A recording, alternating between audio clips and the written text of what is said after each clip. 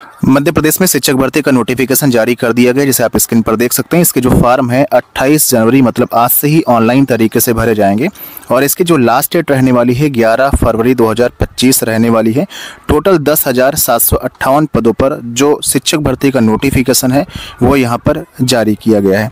इस वीडियो के माध्यम से आपको हम समझाएंगे कि इसकी फ़ीस क्या है और इसमें सिलेक्शन आपका कैसे होगा, इसकी एलिजिबिलिटी क्या है और साथ ही साथ इसकी एग्ज़ाम डेट क्या रहने वाली है, ऑफिशियल सिलेबस क्या है, आप फार्म कैसे भरेंगे, डॉक्यूमेंट क्या क्या लगने वाले हैं। तो आप इस वीडियो को ध्यान से देखते रहेंगे। अगर आप इस चैनल पर नए हैं, चैनल पर पहली बार वीडियो को देख रहे हैं, अभी तक सब्सक्राइब नहीं किया है तो चैनल को सब्सक्राइब कर लीजिएगा और इस वीडियो को लाइक करके मुझे मोटिवेट जरूर करिएगा ताकि आपके लिए हम ऐसे ही वीडियो लेकर के आते रहेंगे। चलिए वीडियो को शुरू करते हैं।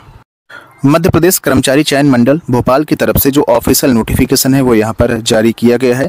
इसमें 500 रुपये फीस रखी गई है जनरल कैटेगरी के अभ्यर्थियों के लिए और अगर आप यूपी के हैं, राजस्थान के हैं, बिहार के हैं यानी अदर स्टेट के आप अभ्यर्थी हैं तो भी आप जो है इस फार्म के लिए यहाँ पर पात्र हैं, आवेदन यहाँ पर कर सकते हैं। यहाँ पर देख सकते हैं आपकी जो परीक्षा होगी इसमें बता दिया गया कि 20 मार्च 2025 की डेट में आपकी यहाँ पर परीक्षा होने वाली है और 2 पालियों में आपकी परीक्षा होगी। यहाँ पर हम थोड़ा सा आगे बढ़ेंगे। इस नोटिफिकेशन को अगर आप चाहते हैं डाउनलोड करके पढ़ना तो टेलीग्राम चैनल का लिंक इस वीडियो के डिस्क्रिप्शन बॉक्स में दिया गया है, वहाँ पर जो है हमने भेज दिया है। आप जो है इस नोटिफिकेशन को वहाँ से डाउनलोड करके आराम से जो है पढ़ सकते हैं। यहाँ पर देख सकते हैं इसकी एलिजिबिलिटी। यहाँ पर जो फर्स्ट पोस्ट है आपकी वो मिडिल स्कूल टीचर की है, 7,929 पदों पर है। इसमें कहा गया है कि आप जो है एमपी टेट पास हो। एमपी टेट अभी 2023 में हुआ था और इससे पहले 2018 में हुआ था, मतलब जो सीटेट पास हैं वो यहाँ पर एलिजिबल नहीं है। अगर आप एमपी की इस पोस्ट के लिए शिक्षक भर्ती के लिए अप्लाई करना चाहते हैं तो आपका एमपी टेट पास होना चाहिए। जैसे यूपी टेट, जैसे रीट होता है राजस्थान में, वैसे ही एमपी टेट होता है। फिर इसमें कहा गया एमपी टेट पास होने के साथ साथ आपके पास 2 इयर्स डिप्लोमा होना चाहिए, बैचलर इन एलिमेंट्री सब्जेक्ट, मतलब आपके पास डीएलएड यानी जो बीटीसी कोर्स है 2 साल का जो होता है वो आपके पास यहाँ पर होना चाहिए। यहाँ पर फिर कहा गया है अगर आप जो है बीएड अभ्यर्थी हैं तो 50% आपका जो है मार्क्स होने चाहिए बीएड में, तभी आप यहाँ पर अप्लाई कर सकते हैं। बाकी आपके पास है तो बीएलएड हो या फिर बीएड स्पेशल हो।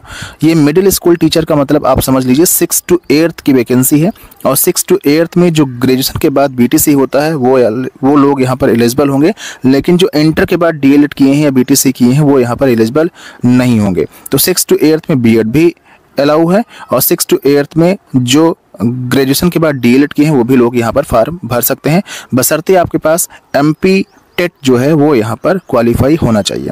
अदर स्टेट के जो भी साथी हैं उनके लिए एमपी टेट में कम से कम 90 नंबर होने चाहिए। 90 से अधिक हो या 90 से कम ना हो, 90 हो या फिर 90 से अधिक हो, तभी आप यहाँ पर एलिजिबल होंगे।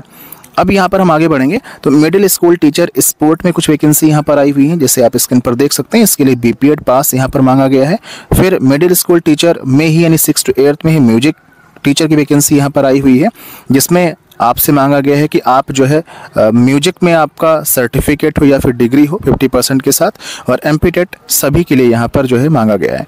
प्राइमरी स्कूल में यहाँ पर स्पोर्ट टीचर की पोस्ट आई हुई है, जिसके लिए बीपीएड यहाँ पर मांगा गया है और प्लस एमपी टेट आपका यहाँ पर मांगा गया है। तो आपने यहाँ पर सारी चीज़ों को अच्छी तरीके से समझ लिया।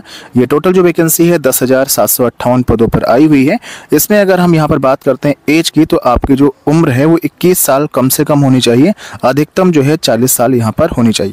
बाकी जो एमपी के रहने वाले हैं SC ST OBC हैं उनको 3 साल और 5 साल की जो छूट है वो यहाँ पर दी जाएगी। आगे हम बढ़ेंगे तो यहाँ पर आप देख सकते हैं सब्जेक्ट वाइज कितनी जो है वैकेंसी है, जो कि 6 to 8 में आपको सब्जेक्ट ही पढ़ाना पड़ता है।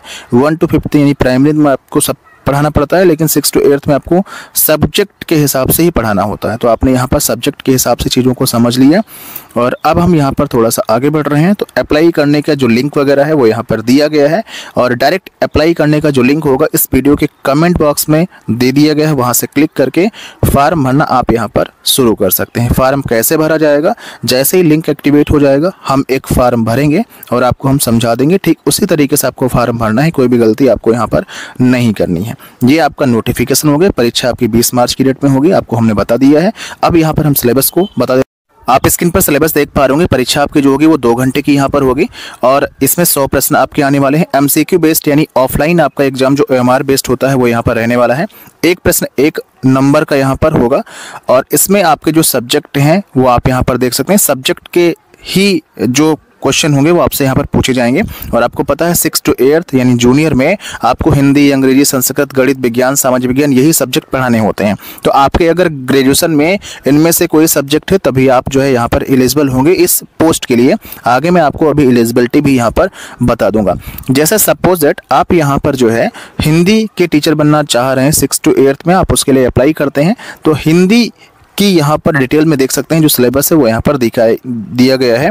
उसके रचनाकार है दर्शन है, एकांकी है, संस्मरण है, तद्भव तत्सम देश है, यानी आपको कंप्लीट हिंदी यहाँ पर पढ़ना होगा। और कुछ डिटेल्स आपको कबीर, सूरदास बिहारी, मन्नू भंडारी, हजारी प्रसाद द्विवेदी, इनसे भी आपको पढ़ना होगा। ये डिटेल्स जो सिलेबस है उस नोटिफिकेशन में ही दिया गया जो आप डाउनलोड कर। अब यहाँ पर एलिजिबिलिटी क्राइटेरिया को आप लोग समझ लीजिए। देखिए यहाँ पर 6 to 8 यानी जूनियर टीचर की वैकेंसी, इसमें बीएड प्लस डीएलएड दोनों यहाँ पर अलाउ है।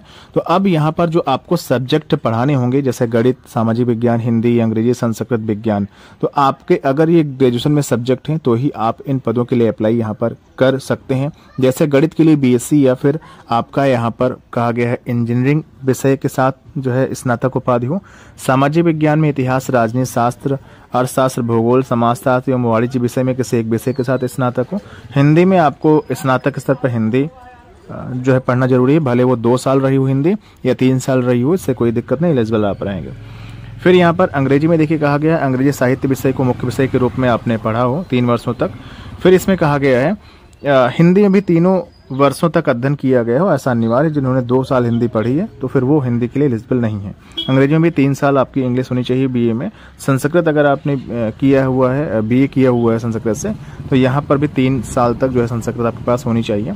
इसके अलावा यहाँ पर देख सकते हैं विज्ञान में कहा गया अगर आप रसायन विज्ञान, वनस्पति विज्ञान, प्राणी विज्ञान, माइक्रोबायोलॉजी, बायोटेक्नोलॉजी, बायो इन्फॉर्मेटिक्स में से किन्हीं 2 विषयों के साथ स्नातक उपाधारित किया हो तो ये यहाँ पर आपकी एलिजिबिलिटी हो गई, हमने आपको बता दिया। बाकी फार्म भरने वाला वीडियो आ जाएगा। जो भी आपके डाउट हैं आप कमेंट बॉक्स में कमेंट करिएगा, हम कोशिश करेंगे कि आपको वहाँ पर रिप्लाई दे सकें प्रॉपर। अगर हम रिप्लाई नहीं दे पाते हैं तो फिर हम आपको वीडियो के माध्यम से उचित जो जानकारी रहेगी वो हम दे देंगे। तो चैनल को सब्सक्राइब कर लीजिएगा, रिक्वेस्ट आपसे इतनी रहेगी बस, और वीडियो को लाइक जरूर करिएगा। फिर से मिलेंगे एक नए वीडियो के साथ, एक नई जानकारी के साथ। तब तक के लिए bye bye, thanks for watching.